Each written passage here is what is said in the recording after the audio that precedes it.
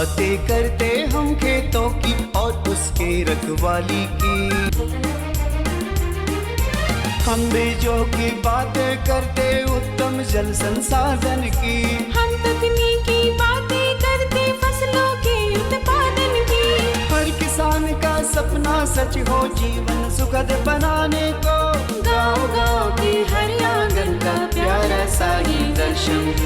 कृषि दर्शन, कृषि दर्शन, कृषि दर्शन, कृषि दर्शन, कृषि दर्शन, कृषि दर्शन, कृषि दर्शन, कृषि दर्शन। किसान भाई बहन नमस्कार, जोहार। कृषि दर्शन कार्यक्रम में रोरेमन का बहुत बहुत स्वागत है। किसान भाई बहन जैसन कि रोरेमन जाने लगा कि हमेशा हम रोरेमन ले नवा बेस जानकारी लेके आविला। आज भी हम रोरेमन ले नवा और बेस जानकारी लेके आई। मकिल किसान भाई बहन जानकारी लेकर आगे चलू। हमरे देखा थी कृषि समाचार।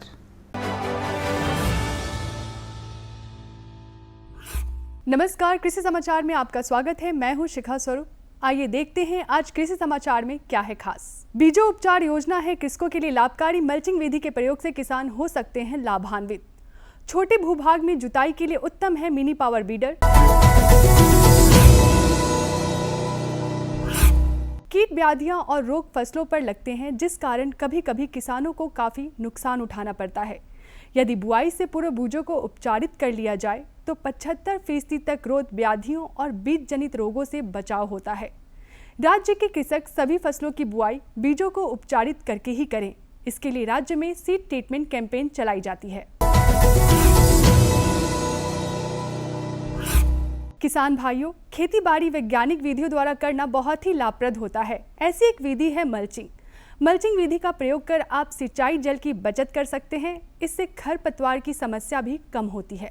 खेती बाड़ी में होने वाले लेबर एवं अन्य खर्चों को भी मल्चिंग कम करता है और साथ ही उत्पादन लगभग 1.5 गुना तक बढ़ता है। स्वर्ण लालिमा, स्वर्ण नवीन, अर्का आभा और अर्का आलोक ये टमाटर के उन्नत प्रभेदों में अच्छे माने जाते हैं। टमाटर की फसल लगने के इच्छुक किसान इन किस्मों को लगाकर लाभान्वित हो सकते हैं। ये किस्में गुणवत्ता युक्त बेहतर उपज देने में सक्षम हैं। जिन किसान भाइयों ने सोयाबीन की फसल लगा रखी है, उसमें वर्तमान अवस्था में रस चूसने वाली सफ़ेद मक्खी लगने की संभावना रहती है, जो कि पत्तियों का रस चूसकर फसल को बहुत नुकसान पहुंचाती है। इन कीटों के नियंत्रण के लिए फसल पर इमिडाक्लोप्रिड नामक दवा 0.3 मिली प्रति लीटर पानी में मिलाकर 3 से 4 दिनों के अंतराल पर फसल पर छिड़काव करना लाभप्रद होता है।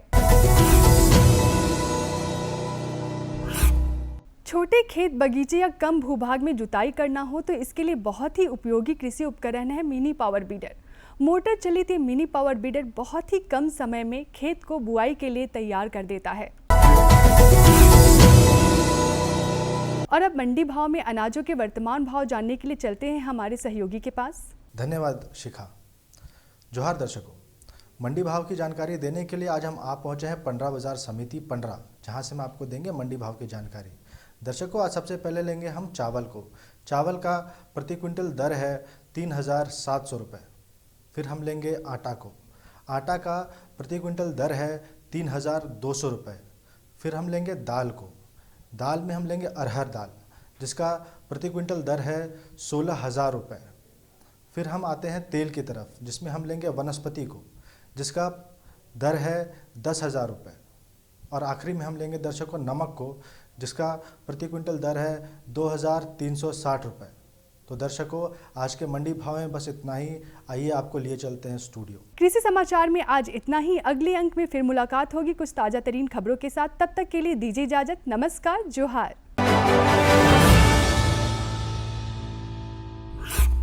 किसान भाई बहन कृषि समाचार में रोरेमन तकनीक कर बारे में, उपकरण कर बारे में, मौसम कर हाल कर बारे में, मंडी भाव कर बारे में और कृषि संबंधी नवा जानकारी मिलक।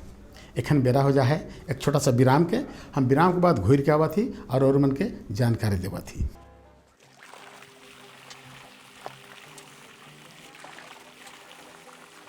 अरे भैया, अरे आओ आओ मुन्ना आओ। कैसे आना हुआ? अरे वो राजू कह रहा था कि तुम धूप से चला रहे हो पंप। कोई जादू है का? अरे जादू वादू नहीं है, ये प्रधानमंत्री कुसुम योजना है। ये का है? अरे इस योजना में किसानों को सोलर सिस्टम लगाया जाता है ना, जिससे पंप चलता है। इसी को कहते हैं सोलर पंप। सोलर पंप माने धूप से चलने वाला? हाँ, धूप से चलने वाला। चलो दिखलाते हैं, चलो आओ आओ मुन्ना, देखो यही है सोलर पैनल, यही बिजली बनाता है और पंप को चलाता है। ठीक है, चलो नीचे और दिखलाते हैं। चलो आओ मुन्ना, इधर आओ। ये देखो सोलर पैनल से इसमें आया बिजली। ठीक है, इसको स्टार्ट किए और सोलर पंप चालू। समझ गया? अब चलो आगे। देखो ये कुएं में लगा है सोलर पंप। ठीक है, और आगे दिखलाते हैं। ये है फर्टिलाइजर टैंक। ठीक है, इसमें खाद डाल देने से खेत में बराबर बराबर खाद मिलता है। समझा? आगे आओ।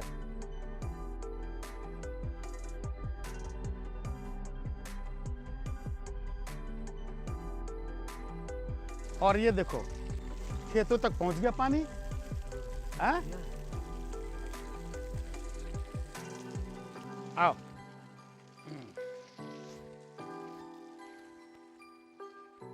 रोरेमन के फिर से स्वागत है। तो चलू अपन कार्यक्रम के हम आगे बढ़ा थी जानकारी की ओर। किसान भाई बहन मन, आज का जो जानकारी है वो बहुत सुंदर है। हर किसान भाई बहन मन के जानना बहुत ज़रूरी है। बरसाती खेती के लिए किसानों को आवश्यक सुझाव। अब देखो रोरेमन, बरसात में खेती करीला है ने, और कौन कौन बात कर समस्या आवेला से के रोरेमन के ध्यान में रखे के है। तो किसान भाई बहन मन, चलू हम रोरेमन के इकर जानकारी फीचर कर माध्यम से दिवाए देवा थी। बरसात के मौसम में कई प्रकार की फसल होती है। खासकर धान और सब्जियों की खेती इस समय कुछ अधिक होती है। किसानों को बरसात के मौसम में खेती करने से पहले अपने खेत की मिट्टी का परीक्षण करवा लेना चाहिए। जांच के बाद प्राप्त रिजल्ट के अनुसार ही फसल के सही बीज का चुनाव करना चाहिए। किसानों को फसल में खरपतवार नियंत्रण और सिंचाई का विशेष ध्यान रखना चाहिए। समय से कटाई करके मंडी तक ले जाएं। दर्शकों नमस्कार, कृषि दर्शन कार्यक्रम में आप सभी का स्वागत है। आज हम तिलका मांझी कृषि महाविद्यालय में हैं और यहाँ पर हमारे साथ है यहाँ के associate dean doctor A K. Jha ji, जिनसे हम बातचीत करेंगे और जानेंगे कि मानसून की देरी की वजह से हमारे किसान भाई क्या करें। सर, हम आपसे यही जानना चाहेंगे, चूँकि इस बार जो है मानसून काफ़ी लेट हो जा रहा है और ऐसी परिस्थिति में हमारे किसान भाइयों के लिए एक विकट समस्या आ गई है, तो इस समय क्या करना चाहिए किसान भाइयों? किसान भाइयों जोहार। अभी मानसून जो है वो लगभग 2 सप्ताह देर हो गया है। झारखंड में मानसून का प्रवेश दूसरे सप्ताह में होता है और हम लोग जून के चौथे सप्ताह में हैं। ऐसी परिस्थितियों में हमारे किसान भाइयों को क्या करना चाहिए, एक अच्छा सवाल है। किसान भाइयों, झारखंड में जो भूमि है वो 3 तरह की होती है। जैसे आपकी अपलैंड बोलते हैं हम लोग, ऊंची भूमि, मध्यम भूमि और लो लैंड। तो सबसे पहले हम लोग चर्चा करेंगे कि किसान भाई जिनके पास ऊंची ज़मीन है, ऊंची भूमि है, उसके लिए वो क्या करें। सामान्यतः यदि मानसून अपने समय पर आता है तो किसान भाई इसमें एकल फसल अरहर का, मकई का या फिर सब्जियों की खेती करते हैं। अभी के परिस्थिति में मैं आपको ये सलाह देना चाहूँगा कि आप एकल फसल जो है वो ना लें। आप अरहर के साथ या तो भिंडी, अरहर के साथ मक्का या अरहर के साथ उड़द या मूंग ले सकते हैं। यदि आप अरहर और मक्के की खेती करना चाहते हैं तो एक लाइन जो है वो अरहर का, एक लाइन मक्का का। यदि आप अरहर के साथ भिंडी लेना चाहते हैं तो एक लाइन जो है वो अरहर का, फिर 2 लाइन जो है वो भिंडी का। किसान भाइयों, ऐसा देखा गया है कि मानसून भले विलम्ब से आए, लेकिन मानसून में जो सामान्य बरसात होता है राज्य में या विभिन्न ज़िलों में, तो उतनी बारिश जो है वो हो जाती है। तो यदि आप अंतर्वर्तीय फसल लेंगे, जैसे कि अरहर ले लिया उसके साथ मक्का ले लिया, तो अरहर को जो है उसको कम नमी की आवश्यकता होता है, कम पानी की आवश्यकता होती है, और मक्के को ज़्यादा। तो यदि ज़्यादा बारिश हो गई तो आपका मक्का जो है वो रहेगा, अरहर को नुकसान हो सकता है। मतलब कुल मिलाकर के देखें तो यदि आप अंतर्वर्तीय फसल ले रहे हैं इस परिस्थिति में, तो आपका जो है वो नुकसान नहीं होगा। दूसरा मैं ये सलाह देना चाहूँगा कि जो हमारी ऊंची ज़मीन है उसमें कम से कम 15 से 20% जो ज़मीन है उसको हम लोगों को जो बगीचा है, जो बागवानी है, उसके अंदर लिया जाना चाहिए। बागवानी में जैसे ये क्षेत्र जो है वो आम के लिए अनुकूल है, ये क्षेत्र लीची के लिए अनुकूल है, ये क्षेत्र अमरूद के लिए अनुकूल है।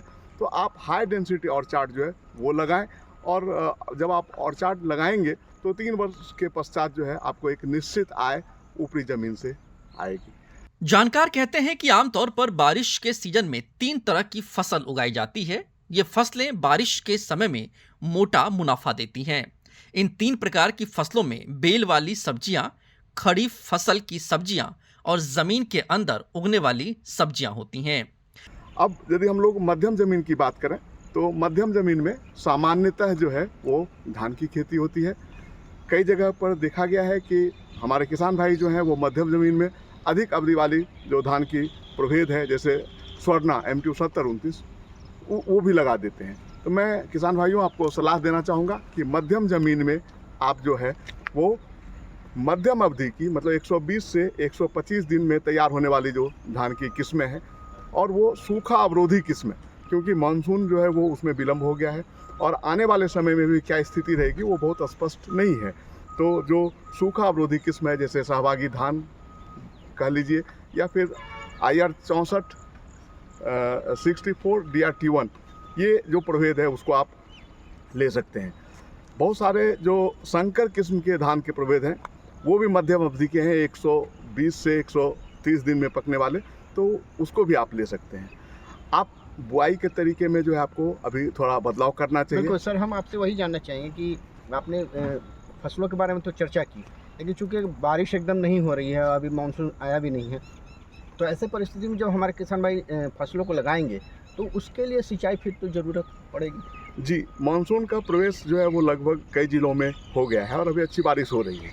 तो यही मैं कहना चाह रहा था कि जैसे जो मध्यम ज़मीन है उसमें जो धान लगाते हैं तो उसमें आप ना वो रोपण विधि जो है वो ना करें, आप सीधी बुआई करें, डायरेक्ट सीडेड राइस। यदि आपके खेत में पानी बहुत ज़्यादा आ जाता है तो आप ना उसको पटलिंग कर दें और उसके बाद उसमें जो है आप ड्रम सीडर से जो अंकुरित धान के बीज हैं उसको लगाएं।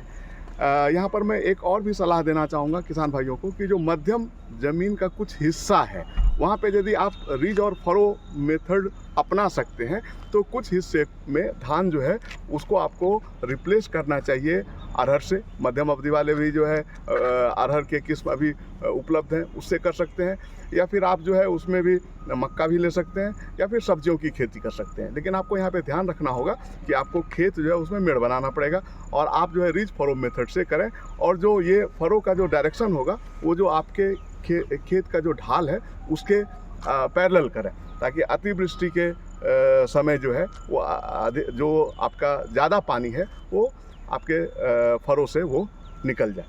बारिश के दौरान सब्जियां लगाते समय इस बात का ख्याल रखना चाहिए कि पौधों की जड़ों पर मिट्टी ज्यादा हो, क्योंकि बारिश के दौरान मिट्टी पौधों की जड़ों से हट जाती है। बारिश के दौरान सब्जियों की खेती करते समय कीटनाशकों का प्रयोग भी करना चाहिए।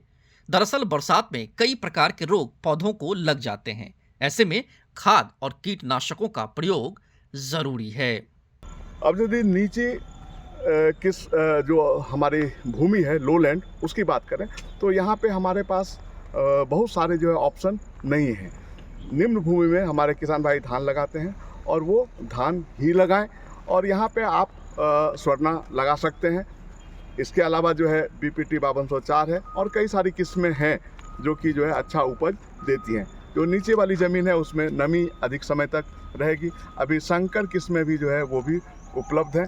आप केवल ये ध्यान रखें कि जैसे अभी कम्युनिटी नर्सरी का बात है कि जैसे मान लीजिए कि आपका मानसून जो है वो विलम्ब से आ रहा है, तो एक गांव में कई से ऐसे जगह होते हैं जहाँ के पानी के स्रोत हों, तो जितने भी किसान भाई हैं वो 2-3 जगह पे यदि एक साथ धान की नर्सरी लगाते हैं, और उसमें भी यदि आप ये ध्यान रखें कि उसमें बुआई का समय जो है, मतलब जो आप पौधा तैयार करते हैं वो अलग अलग अंतराल में करें, तो चूँकि वहाँ पे आपके पास जो है नमी की व्यवस्था है तो आपका जो पौधा है, जब अभी बारिश होगी, अच्छी बारिश होगी, उम्मीद करते हैं कि मानसून जो है वो भले विलम्ब से आए, लेकिन जितनी बरसात की आवश्यकता है उतनी होनी चाहिए। तो जब आप अपने खेत को पडल करेंगे तो आपका जो ये धान का जो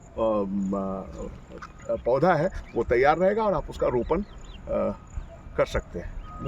देखो ये जानकारी कितना सुंदर रहे है न कि रौरेमन बरसात में जो खेती करे थी और कर जो का करे के है का सुझाव चाहिए से रौरेमन के मिलक है नहीं। तो चलो किसान भाई बहन मन अपन कार्यक्रम के हम आगे बढ़ा थी दूसरे जानकारी को। दूसर जानकारी है वो बहुत सुंदर है। तो जानकारी है खरीफ फसल में फफूंद जनित रोग कर प्रबंधन है नहीं सुंदर। तो भाई रौरेमन के सीधे हम लेकर चला थी हमारे मन का जो विशेषज्ञ साहब हैं उनका से ही कर जानकारी के लिए लगा थी। जोहार, मैं सचिन कुमार, कृषि दर्शन कार्यक्रम में आप सभी दर्शकों का स्वागत है। आज हम आए हुए हैं तिलका मांझी महाविद्यालय गोड्डा पुंसिया में। हमारे साथ कृषि विशेषज्ञ डॉक्टर एम रंजना देवी जी उपस्थित हैं, जिनसे हम जानेंगे कि खरीफ के फसलों में फफूंद जनित रोग एवं प्रबंधन के बारे में। सबसे पहले डॉक्टर साहब, आपका दूरदर्शन का कार्यक्रम में आपका स्वागत है। धन्यवाद। हमारे किसान भाई आपसे आज ये जानना चाहते हैं खरीफ की फसल में फफूंद जनित जो रोग होते हैं और उनके प्रबंधन के बारे में। खरीफ फसलें में झारखंड में प्रमुख लगाने वाले जो हमारे फसल है वो है धान और मक्का। और दलहनी फसलों में अरहर, मूंग दाल ये लगाया जाता है। लेकिन आज के विषय में हम धान में आने वाले प्रमुख फफूंद जनित रोग और उसके प्रबंधन के बारे में हम चर्चा करना चाहते हैं। तो फफूंद जनित रोग जो है बहुत सारे हैं धान में, जो मृदा के जनित आता है या मतलब जो मिट्टी में रह जाने वाले फफूंद भी होते हैं और साथ में बीज में उसके साथ ही जनित वाले रोग भी होते हैं।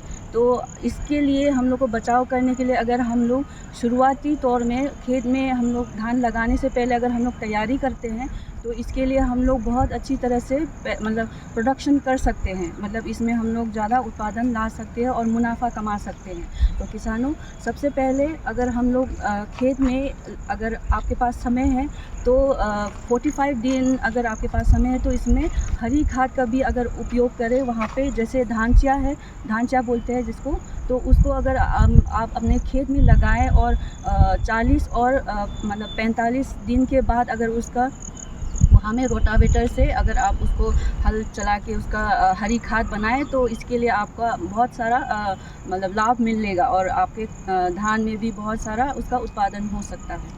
तो मेन जो सबसे प्रमुख फफूंद रोग जो धान में आते हैं वो है झुलसा रोग, जो हम लोग ब्लास्ट बोलते हैं।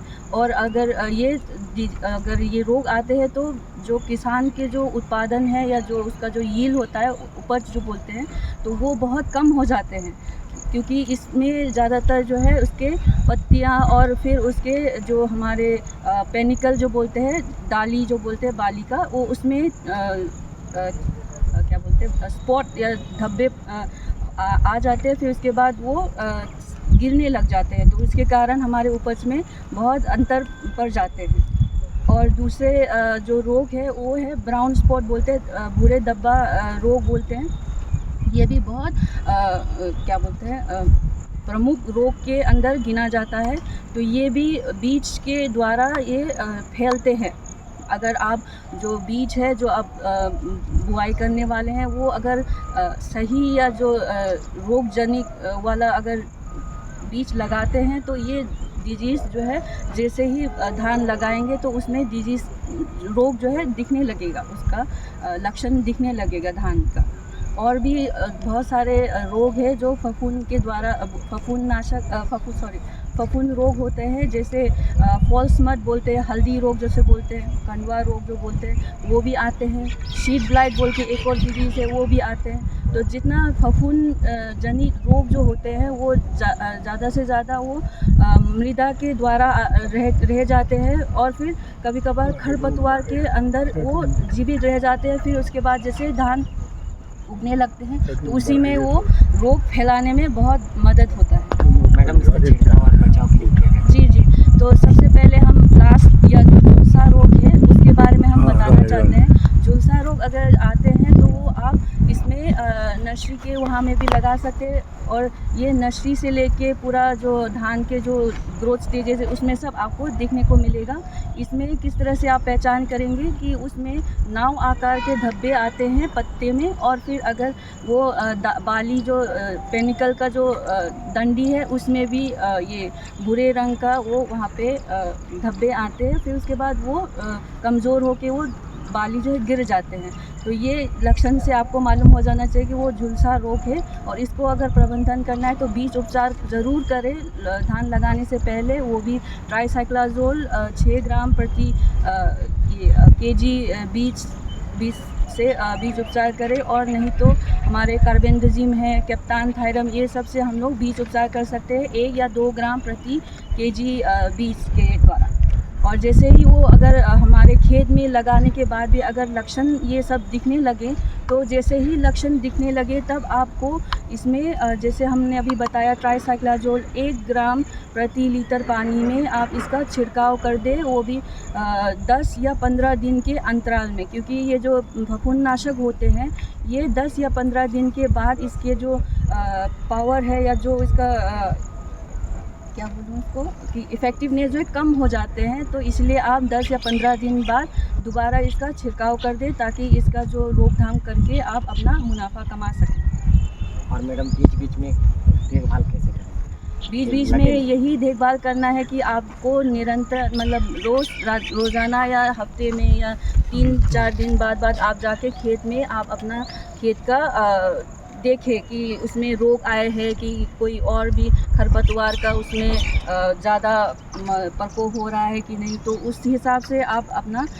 खेत को अच्छा देखभाल कर सकते हैं। और साथ ही साथ में आप अपना जो फर्टिलाइज़र है वो भी अच्छी तरीके से, या जो रिकमेंडेड डोज होते हैं, जैसे आपका खेत है तो उसमें मृदा का ज़रूर जांच करें। तो अगर वो जांच करने के बाद जितना जो ज़रूरत के अनुसार आप अपना खाद भी लगाएं, और फिर फर्टिलाइज़र का भी इस्तेमाल करें, क्योंकि इसमें ज़्यादा अगर लगाया जाता है खाद जो है तो उससे भी रोग मतलब और फफूंद जनित रोग जो है और आने का संभावना बढ़ जाते हैं, और उसका प्रकोप इतना बढ़ जाता है कि आपका जो उत्पादन है वो बहुत हद तक कम हो जाएंगे। तो इसी तरह से आप थोड़ा बहुत रोकथाम करके आपका ये धान का खेती अच्छी तरीके से सफलता के साथ ला सकते हैं। चलते और हमारे किसान भाइयों को आप क्या बताना चाहते हैं?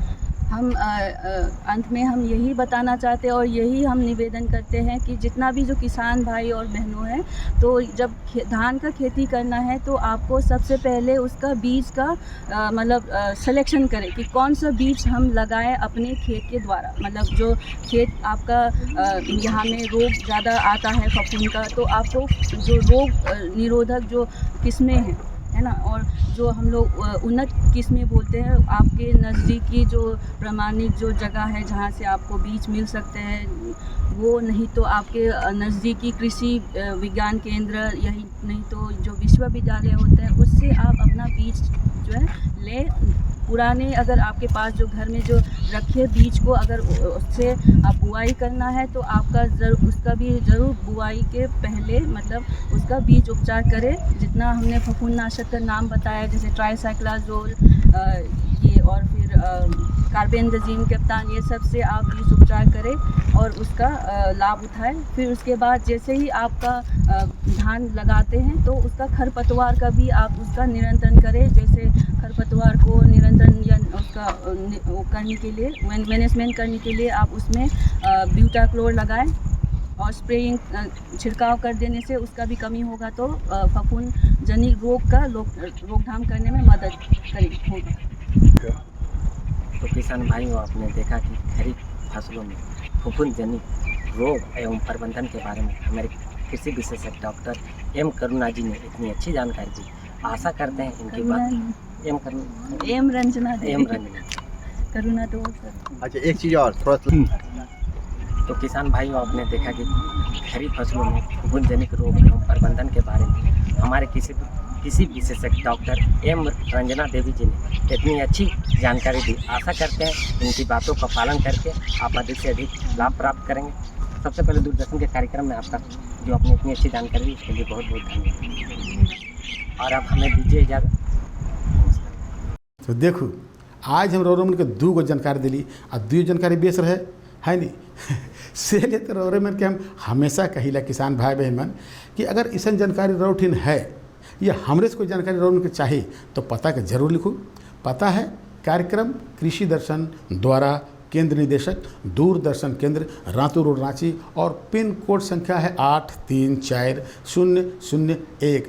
तो रोरेमन आज मनोज वर्मा के इजाज़त दो मकिल एहे दिना और एहे बेरा नवा जानकारी साथ और उपस्थित होब। तब तक नमस्कार जोहार। कृषि दर्शन कृषि दर्शन कृषि दर्शन कृषि दर्शन कृषि दर्शन कृषि दर्शन कृषि दर्शन कृषि दर्शन।